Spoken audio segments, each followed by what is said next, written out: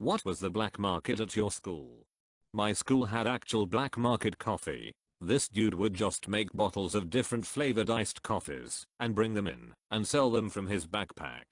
Gum. Absolutely not allowed at school, and only 1 or 2 people would have a pack of gum a day, and I swear kids would beg and plead for a piece from whoever had a pack that day. This is true for anywhere here in the world, lol. If I told you how many shoes I had kissed for a piece of gum, you would be shocked.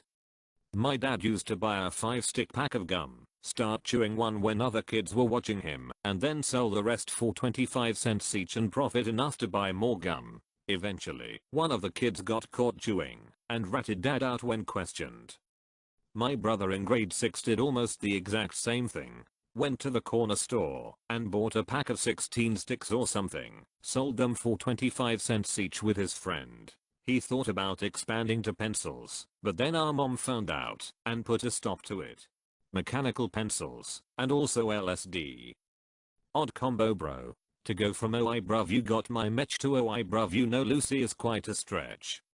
Ah yes, I see you are a man of culture. Pogs, after they were banned, I've seen drug deals that were less shady than some of those pog trades. I got this double poison slammer, bro. Came here to say pogs as well. Too funny. I only know what pogs are from bad education. Razor blades. I'm not even kidding. I remember there was this one seemingly normal girl in 7th grade that would deliver huge packs for blades to kids who wanted to cut themselves behind the locker rooms. She didn't charge them though. Weird. For all those asking, she said she did it because they were going to do it anyway and wanted them to be clean. Don't worry, she informed me at the time that she dulled them first. She had a pretty serious problem hurting herself and didn't see anything wrong with it. I taught emotionally disturbed kids. Students were banned from even bringing pencil sharpeners because they'd break them open for the blades. Razor blades are expensive, I would sub to her. You gotta get the blades for safety razors. It's $10 for a pack of 100. Fair enough. That's what I used to cut myself in high school.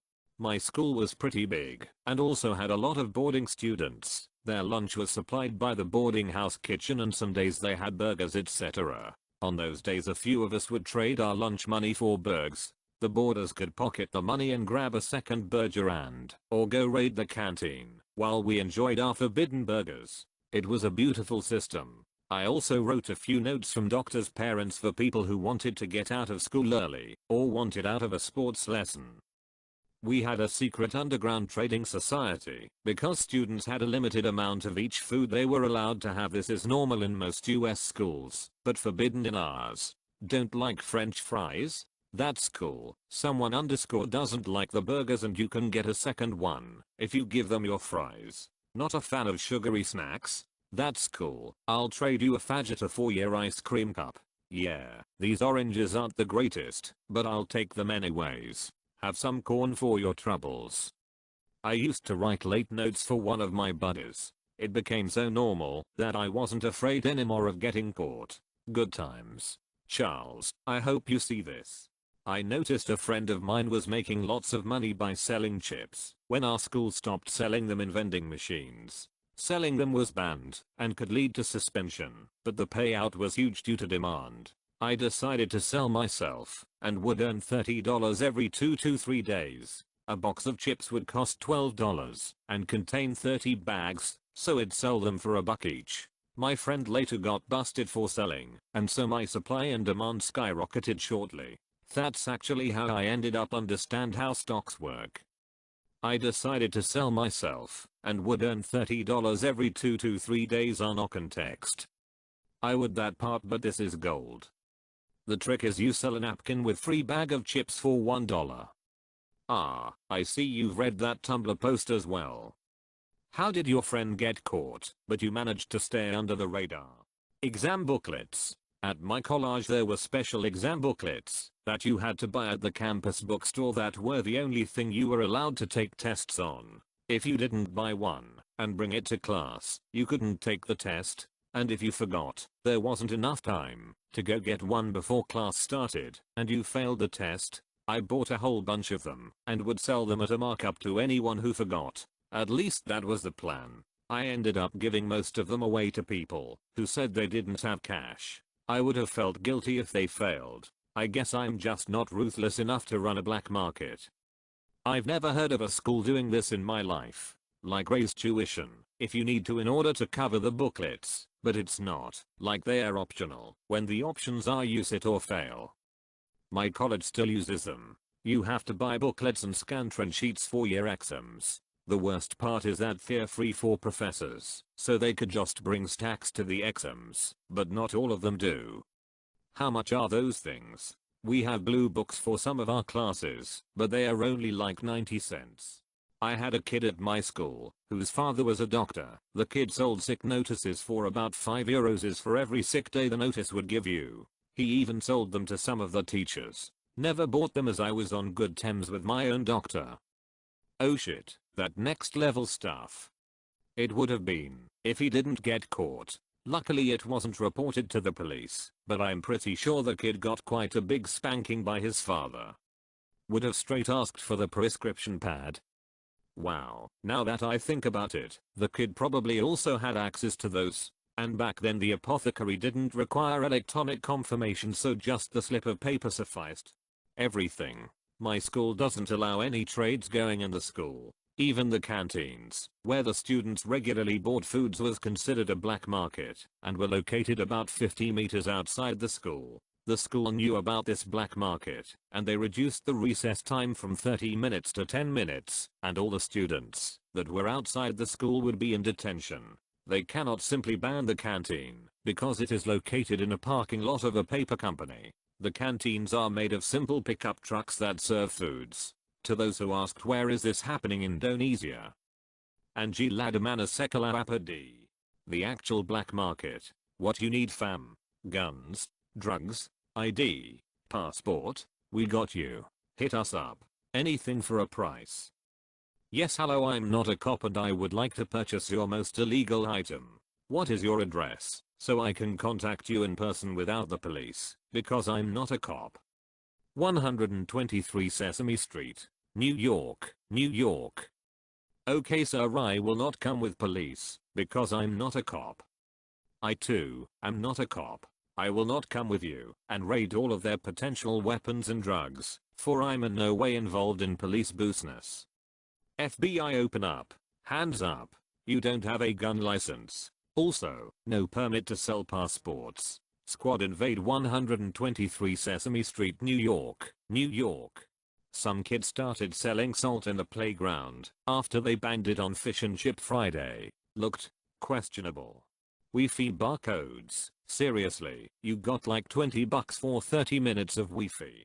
My school doesn't really have market per se, but you learned very quickly to never bring a 4-pen to school. They went missing whenever you left your desk and you had no hope of ever getting it back. I made this mistake for 3 years. Fighting and showing off our Digimon toys. They were like Tamagotchi, but Digimon, and you could connect to and have a battle. I don't know if anyone remembers them. Oh, and marbles. Am I showing my age yet? All the cool stuff was banned at my school. Also Pokemon Yu-Gi-Oh card trading, fighting. They were all strictly banned at my school. We had a shop in our school that sold crisps and sweets, etc. Guy found out he could buy party bag sizes of the same sweets and sell them out of his locker cheaper than the shop. The school had to shut him down because they were losing so much business. I used to sell ramen packs 20 years ago when Eastern culture wasn't that well known where I was born, Denmark. I sold it for 5 Danish kroners pack and 1 Danish kroner per usage of my electric kettle. I had 3 flavors: chicken, shrimp spicy and beef. It was a brand called Yum Yum. Till this day, shrimp flavored Yum Yum is still my favorite. Sorry for my English third language. This is the most enterprising one I've seen so far. Sorry for my English third language, it's excellent. Same. This kid used to buy packs of 5 for 10 Norwegian kroner, selling each pack for 20 Norwegian kroner. He made bank, as every kid with money loved it. I wasn't one of those.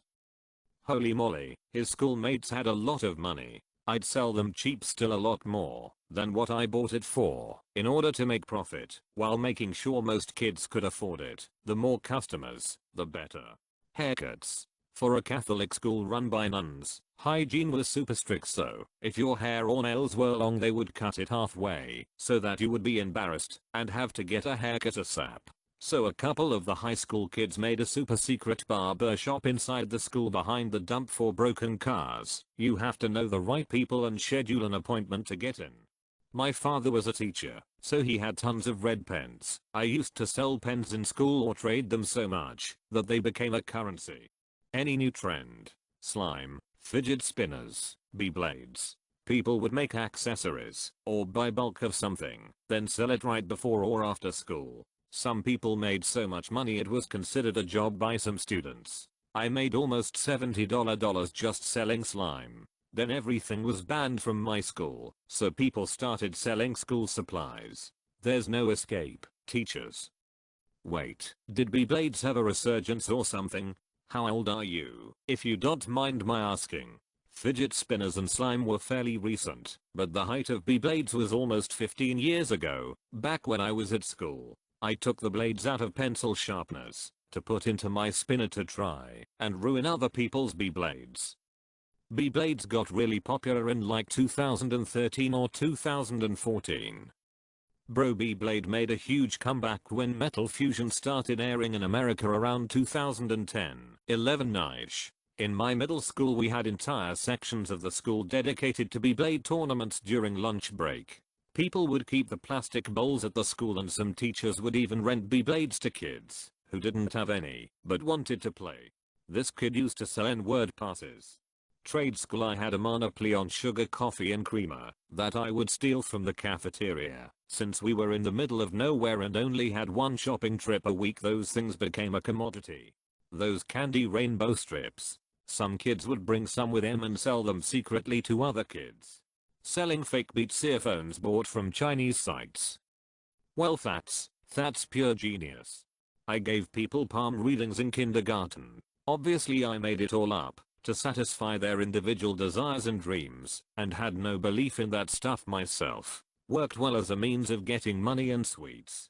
I was in a school that required all 7th and 8th graders to stay for the entire week. I was the only one allowed to go home due to my health issues. Every Wednesday some classmates would give me some money to go get them some candies, drinks or cigarettes if they were running short. There was also this guy who asked me to go buy him new games all the time.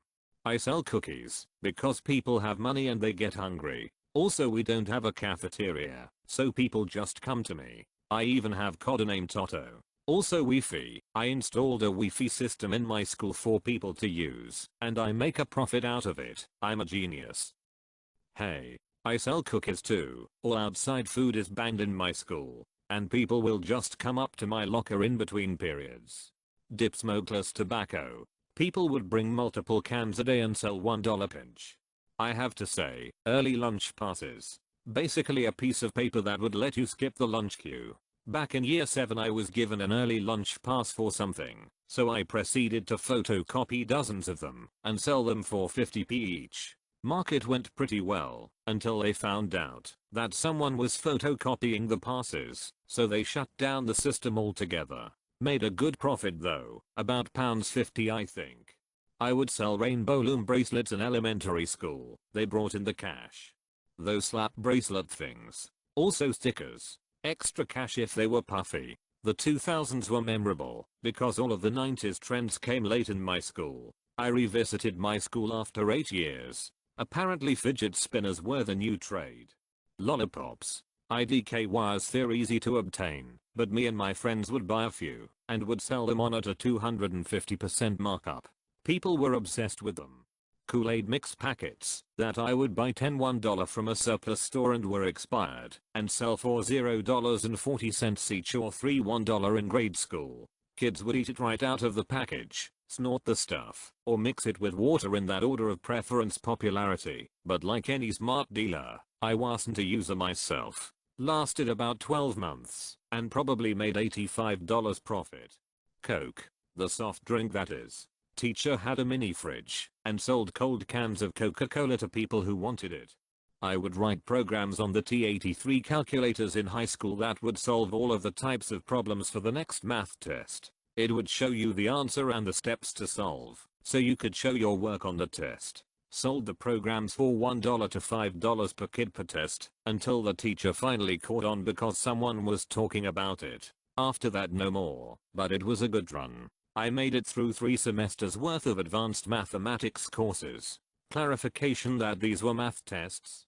Modded's Box 360 controllers were huge at my middle school. A friend of mine would take students' controllers home, mod them, and bring them back to school the following day. He was making around $200 a week, lol, getting a chub right now just thinking about the fully automatic FAL. Trading toy cars in 3rd grade. I would sell burnt CDs back when most people still had dial-up. $3 disc or $1 if you gave me the discs to use. Lollipops from our OTC. They were just regular blow pops that were being sold for $0.50 each. The new girl at our school had really bad tasting salt, forgot the name of the salt, but she said she would sell a bag for $5 and to meet her near the math rooms at Band Hall. Energy drinks. They are confiscated if they are even seen in your pockets. Some teachers would even pour it out the window. You mean the corner store that sold malt liquor and cool cigarettes to kids? I wasn't there, but people dug holes in the ground and buried stuff from sweets to homework to blades in plastic bags, then gifting each other money. Fun lunch, overpriced food brought in from places like Johnny Caronis. Blow pops, lollipops with gum inside. I went to a very large high school, but everyone knew the shady kid who sold blow pops. We used to play lunch poker, where everybody would bet their snacks. Kids would come from other classes and start playing. Person who wins gets it all. We got to buy pop and chocolate for cents 25 cents each, and as students we could sell it to other schools for $1. Snacks in the elementary school and drugs in the college. I don't know why, but the snacks were more illegal than the drugs.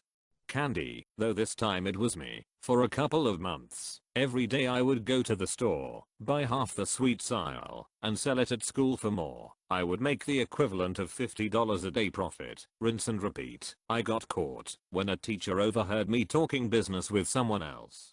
Duct tape wallets, purses, bracelets, etc. It was huge. There were 2 groups in competition though. Got pretty cutthroat for a bunch of 4th graders. Eventually the school began cracking down on it pretty hard. Cigarettes, £1 for a Super King, 50p for a Raleigh. People who owed drug money would sell clippers and everyone sold something. My biggest money maker was little cookies, used to make an absolute fortune.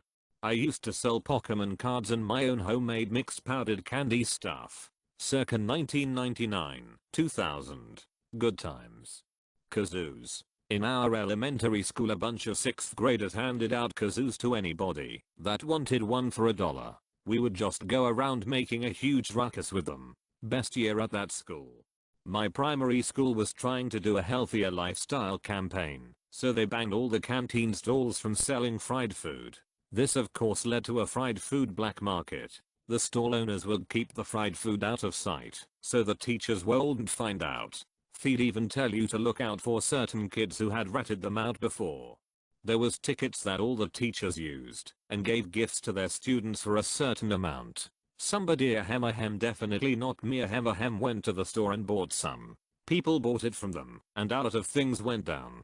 Tickets became the currency in our school. There were gum dealers and someone made a drama paper and put it in our cubbies. Elementary school. And there were some tough 5th graders, the oldest grade, that would beat your brains out for committing a crime. There was an entire community in our school, and no staff knew about it. I miss that school.